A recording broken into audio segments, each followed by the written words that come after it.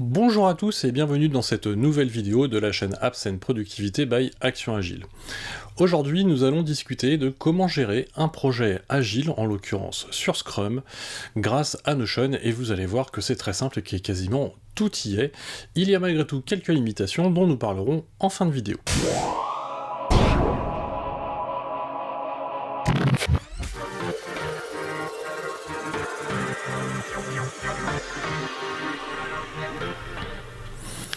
Alors tout d'abord, pour démarrer, les méthodes agiles. Alors les méthodes agiles, l'objectif de la vidéo aujourd'hui, c'est pas de vous les présenter, on va plutôt parler de comment modéliser un suivi de projet agile sur Notion, et je vous invite du coup soit à aller voir ma chaîne Les méthodes agiles by Action Agile pour en apprendre plus sur Scrum, sur l'agilité à l'échelle, sur comment fonctionnent les projets agiles, et je vous invite également à aller visiter mon site web qui détaille Scrum en l'occurrence avec l'ensemble des cérémonies, des rôles, des artefacts, et viendra prochainement une section sur la partie agilité à l'échelle et notamment autour de Safe.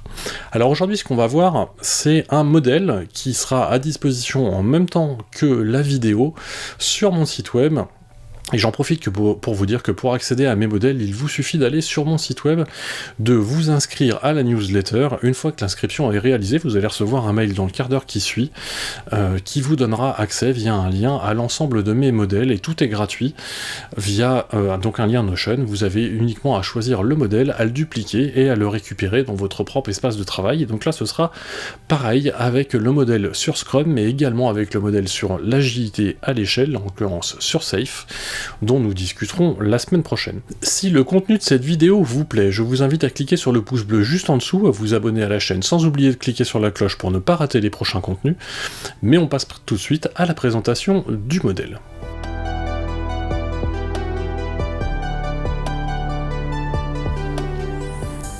Quand vous travaillez sur un projet agile, la première chose que vous allez devoir avoir, c'est un backlog. Et un backlog, très souvent, ça se décompose d'un côté avec des épiques, qui sont des sujets de plutôt grosse taille, et avec des user stories, qui sont des sujets plutôt de petite taille. Alors pour bien comprendre, on va prendre un exemple qui est un peu simplifié, mais c'est juste pour comprendre comment tout ça fonctionne.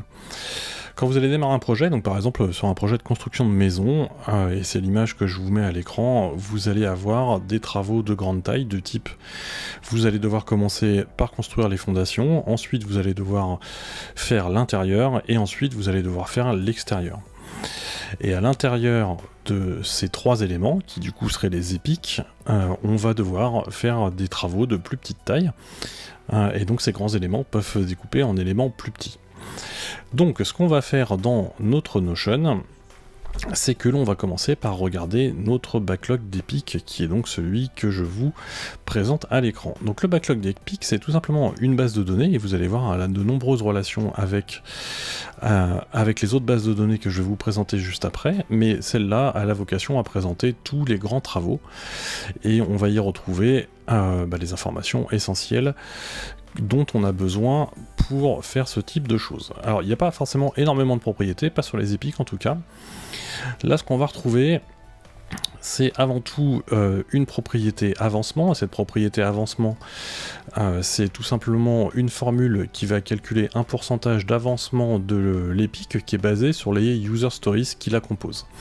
Donc là ce que je fais, c'est que je récupère une propriété qu'on va voir juste après qui s'appelle done, que je divise par la taille estimée de l'épique, et après je l'arrondis, et ça me donne le pourcentage d'avancement de l'épique en question. Dans mon épique, je vais avoir un backlog d'US, donc de User Stories, c'est-à-dire l'ensemble des User Stories qui sont contenus à l'intérieur de l'épique. Et puis après, ce que j'ai fait, c'est que j'ai créé une agrégation qui va aller me chercher, on va voir comment elle est construite, qui va aller me chercher dans les User Stories la date de fin qui est la plus éloignée. Et donc ça va me dire si la dernière user stories qui est dans l'épique, elle est prévue pour la mi-juillet, et bah du coup ici ça va mettre une date de fin qui est à mi-juillet, comme ça moi ça me permet de savoir que sur les travaux de l'épique, eh bien c'est prévu pour être terminé mi-juillet. Sur Done, c'est un peu la même chose, sauf que là on va aller chercher dans le backlog d'US le nombre de points qui sont terminés, donc ça va me donner en l'occurrence l'état d'avancement des travaux, puisque ça va me dire combien j'ai terminé sur l'ensemble de ce que j'ai à faire. Ensuite, j'ai une barre de progression, c'est celle qu'on a vue tout à l'heure dans le tableau qui affiche la progression de l'EPIC, donc ça me permet de dire je suis à 10, 20, 30, 40%. J'ai une propriété sur la taille estimée de l'EPIC, qui, elle, pareil, est la somme de toutes les estimations des user stories qui sont contenues dans l'EPIC. Et enfin, j'ai une formule qui me dit si si l'EPIC en question est terminé. Donc ça, c'est tout simplement en regardant si l'avancement est à 100%. Donc en fait, si toutes les user stories qui sont contenues dans l'EPIC sont terminées, eh bien l'EPIC sera réputé terminé. Alors à noter aussi qu'il y a un modèle qui s'appelle EPIC, qui est dans le template que je vous fournis, et dedans vous allez y retrouver plusieurs choses. La première chose, c'est ici une première section qui est objectif de l'EPIC, donc c'est ici qu'on s'attend à décrire ce que l'on cherche à faire dans l'EPIC. Donc si on est sur une EPIC construire les fondations de la maison, c'est ici qu'on va y mettre les plans, qu'on va mettre la manière dont on va construire les fondations, qu'on va y mettre toutes les informations importantes sur les dites fondations. Et puis en dessous, on a le backlog de toutes les user stories qui sont contenues dans l'EPIC. Donc vous avez un filtre, et ce filtre dit qu'on ne va prendre que les user stories dont le parent est l'EPIC en question. Donc en fait ça va nous permettre de voir un sprint backlog et un product backlog, mais qui est spécifique à notre EPIC, donc on ne verra que les user stories qui sont relatives à l'EPIC en question. Si vous rencontrez des difficultés dans vos modélisations, que vous n'avez pas suffisamment de temps pour construire votre espace de travail sur Notion, ou tout simplement que vous cherchez de l'inspiration, eh bien sachez que je fais du consulting Notion à l'heure, que je facture 100 € hors taxe, pour vous aider dans toutes ces différentes tâches, et pour cela il vous suffit de vous inscrire sur mon site web via le lien Calendly pour trouver les créneaux qui sont disponibles.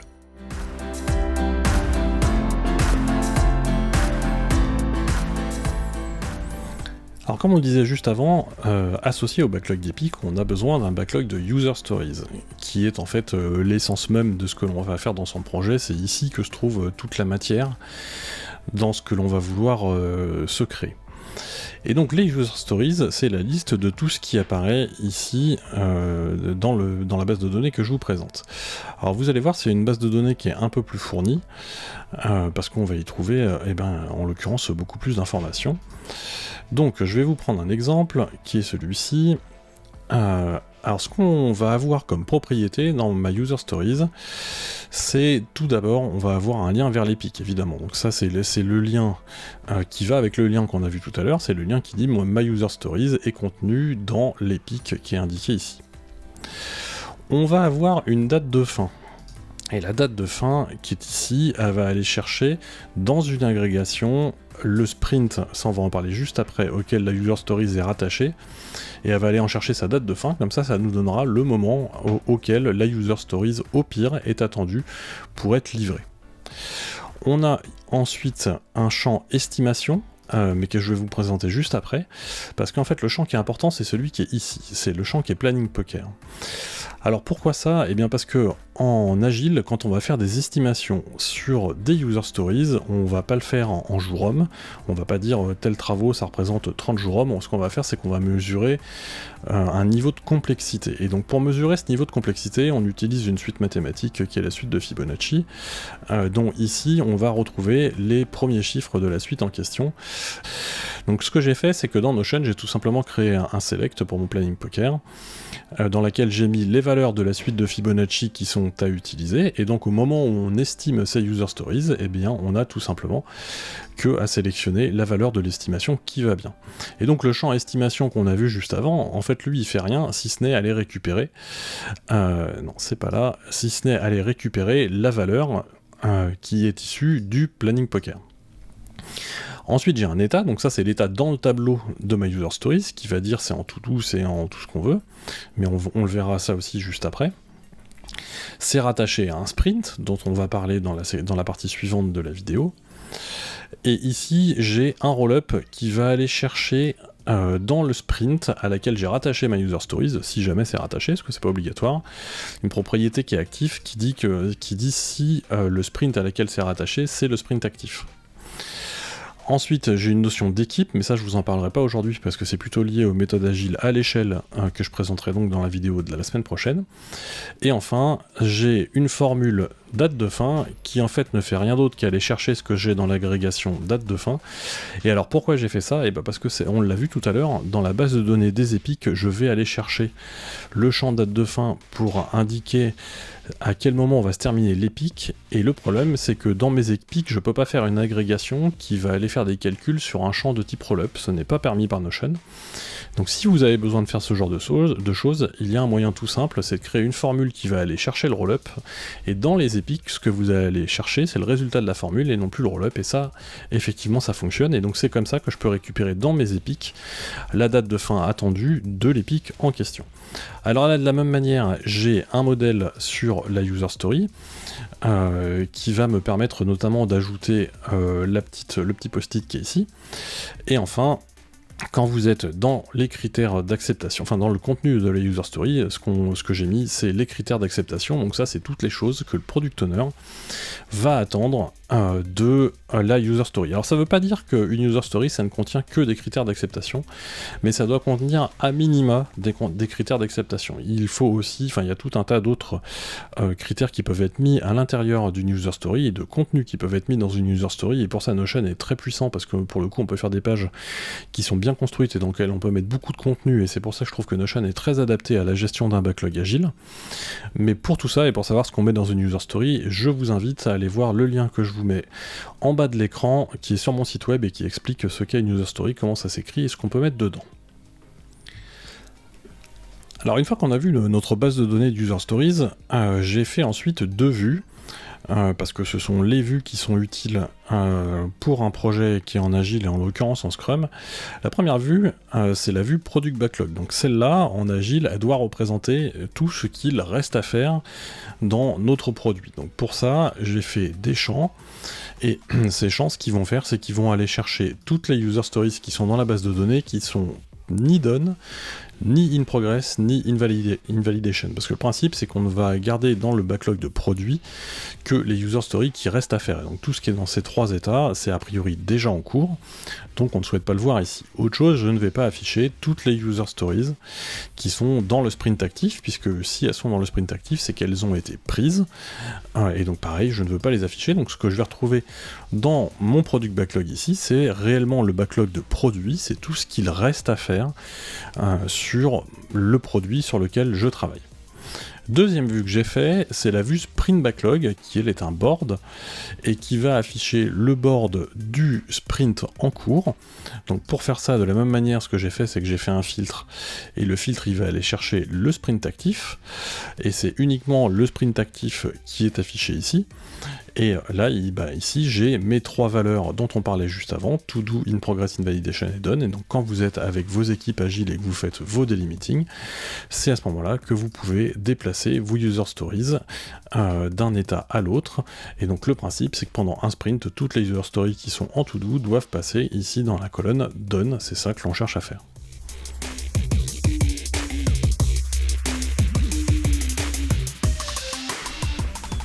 Et enfin, ce que l'on va avoir besoin de modéliser, c'est les sprints. Les sprints, c'est la fenêtre de temps dans laquelle on va s'engager à faire une quantité de travail donnée. Donc là encore, les différents principes qui sont liés au sprint, je vous invite à aller voir mon site web pour savoir comment tout ça fonctionne. Mais de manière très synthétique, on a des fenêtres de temps qui très souvent sont de 2 semaines dans les équipes. Et à chaque début de ces fenêtres de temps, qu'on appelle donc des sprints, l'équipe va décider les travaux qu'elle va prendre et qu'elle s'engage à réaliser à l'intérieur d'un sprint donné. Ça se fait au cours d'une cérémonie qui s'appelle le sprint review. Et donc pour faire ça, eh bien, donc on a besoin de modéliser nos sprints dans Notion, donc ça nous fait une base de données telle qu'elle est ici. Et puis vous voyez, après ce qu'on peut faire, c'est des petits graphiques comme j'ai fait ici en dessous avec Notion to Chart, qui m'affiche le nombre de points de complexité qui pour l'instant sont planifiés à l'intérieur de chacun des sprints. Un autre graphique qui est très utile, c'est le graphique de vélocité, qui va aller mesurer le nombre de points qui est réellement réalisé dans chacun des sprints, et que là sur le projet que je suis en train de vous montrer, je n'affiche pas parce qu'en l'occurrence on est sur le premier sprint, donc on n'a pas encore de connaissance de notre vélocité. Et alors cette base de données de sprint, elle est construite de la manière suivante, c'est qu'on va retrouver les dates du sprint en question. Donc là, en l'occurrence, c'est un sprint qui va du 16 mai au 3 juin, qui s'est donc terminé la semaine dernière. J'ai ici un champ qui me dit si le sprint est le sprint actif ou non. Donc pour ça, ce que j'ai fait, c'est une formule qui va aller regarder sur la date qui est indiquée juste au-dessus, comment je me situe par rapport à la date du jour, et si la date du jour se situe entre la date de début et la date de fin, et bien à ce moment-là, ça coche la case qui est ici, et si c'est pas le cas, et bien la case à cocher n'est pas cochée. En dessous, on a un champ avancement, et ce champ avancement, eh bien, il va tout simplement calculer un pourcentage de là où on en est dans le sprint, donc c'est une toute simple division entre la vélocité et le nombre de points qui a été pris par l'équipe à l'intérieur du sprint. On a ensuite l'avancement dans le temps, donc ça dit par rapport à là où on en est aujourd'hui, quel est l'avancement auquel on est. C'est-à-dire que si on est au milieu du sprint, eh bien ici ça va afficher 50%. Comme mon sprint se terminait le 3 juin et que là aujourd'hui je suis en train de tourner le 4 juin, donc c'est pour ça qu'on est à 106%, c'est parce que le sprint est terminé. En réalité, si je suis plus dans le sprint actif, j'ai plus besoin de calculer ça. Ce que je fais, pourquoi je calcule cet avancement du temps, c'est notamment pour savoir si je suis en retard ou en avance. Parce que si je suis à 50% d'avancement dans le temps de mon sprint, donc je suis au milieu de mes 2 semaines de sprint, mais que l'équipe n'a avancé que de 20%, eh bien c'est qu'a priori, je suis en retard, et donc c'est pour ça que je calcule l'avancement dans le temps, c'est qu'après ça va me permettre de calculer l'indicateur qui est ici en dessous, et qui me dit que je suis en retard. Le backlog d'US ici, eh bien c'est toutes les user stories qui sont associées au sprint en question, donc ça c'est exactement ce qui se fait en sprint review, c'est-à-dire qu'il y a un moment où on va prendre ce qui est dans le backlog de produit, et on va le mettre dans le sprint. La date de fin ici, je l'utilise pour faire différents calculs, donc elle va tout simplement chercher la fin ici qui est dans le champ date. Le PI, je ne vais pas vous en parler aujourd'hui parce que c'est lié à l'agilité à l'échelle et c'est pas le sujet de la vidéo d'aujourd'hui. La progression, comme je vous l'ai dit, ça c'est la barre de progression qui affiche la valeur qui est ici.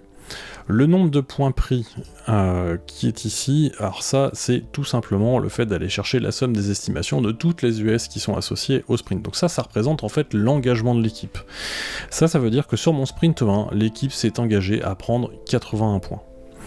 Et la vélocité, qui est le pendant du nombre de points pris, ça c'est le nombre de points qui sont terminés parmi tout ce que l'équipe a pris en début de sprint. Et c'est comme ça que je peux calculer derrière un avancement.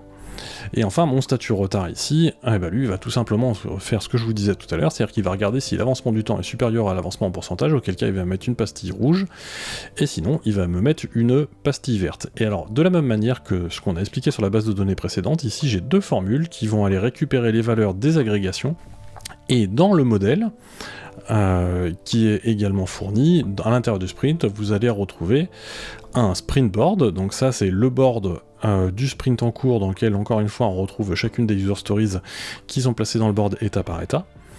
J'ai ma vue sprint backlog qui elle va afficher tout simplement mon contenu de backlog, mais là pour le coup je suis en ligne et plus sous forme de board. Et la dernière vue, j'en parlerai dans la prochaine vidéo, elle est liée à l'agilité à l'échelle. Cette vidéo est maintenant terminée, j'espère qu'elle vous aura plu, et puis surtout que le modèle vous plaira et que vous pourrez l'utiliser.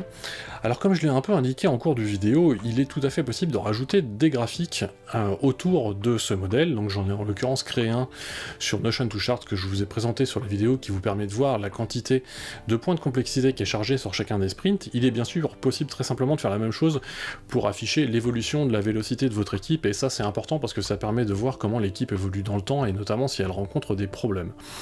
En revanche, il y a une chose qu'il n'est pas possible de faire, c'est de faire un burn-down chart, ou un release burn-down chart, ou un burn-up. Bref, ce genre de graphiques, vous pouvez pas les faire de manière complètement automatisée, et notamment parce qu'ils sont un peu complexes à réaliser, en particulier parce que sur le prévisionnel, vous allez devoir indiquer jour par jour à quel moment vous êtes censé vous situer, et ça, grâce à Notion, vous pouvez pas le faire. Une autre problématique, c'est que vous allez devoir afficher le nombre de points qui sont réalisés jour par jour pour pouvoir faire votre burn down, et ça, dans Notion, c'est pareil, c'est pas simple à faire, en tout cas, pas avec des bases de données qui restent relativement simples. En réalité, vous auriez bien une possibilité pour réaliser tout ça, mais ça passe par une automatisation dans Make.com, et d'ailleurs je vous invite à aller voir la dernière vidéo que j'ai fait sur la création d'une automatisation dans Make.com, et donc ce serait possible en faisant une automatisation qui va aller récupérer tous les jours le nombre de points réalisés dans un sprint, les mettre dans une base de données séparée. Cette base de données peut elle-même calculer le prévisionnel. Alors ça c'est un peu compliqué, si ça vous intéresse, je peux le présenter dans une vidéo, je vous invite à le mettre dans les commentaires, ou bien à le mettre sur le lien Typeform que vous aurez en vous abonnant à la newsletter, en m'indiquant tout simplement que c'est un sujet qui vous intéresse. Si le contenu de cette vidéo vous a plu, je vous invite à cliquer sur le pouce bleu juste en dessous, à vous abonner à la chaîne, sans oublier de cliquer sur la cloche pour ne pas rater les prochains contenus, et je vous dis à la semaine prochaine pour la présentation de la partie agilité à l'échelle.